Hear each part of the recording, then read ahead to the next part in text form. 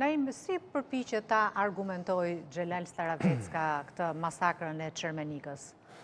E para një herë këtu thuan problemi i madh i këtyre librave dhe kujtime është me një fjalë e ka thënë Xhevairi Spahiu, të vërtetën për gjysmën mos e ndaj se gjysma tjetër komploton kundër saj. Domethënë, gjithmonë, edhe në rastin e Xhelal Staraveckës, kjo është tipike. Domethënë, i thuhet vetëm njëra anë.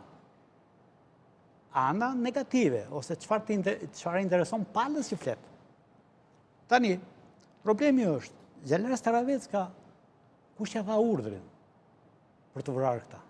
Kush e dha urdhrin në fakt? Po e vranë komandantët e ushtrisë nacionale shqiptare. Xhelali e shpjegon shumë qartë. Isha në gjumë, më ngritën nga gjumi, edhe më urdhëruan, do marrësh filanin bashkë me Katri Hoxhën, dhe kjo është shpjeguar, e ka shpjeguar edhe Katri Hoxha me njëherë pas e ka shpjeguar ngjarjen, si me thënë, si ka ndodhur si kështu. Problemi nuk është kaq. Pyetja që bëj unë është, pse gjithmonë akuzohet Xhelal Staravecka?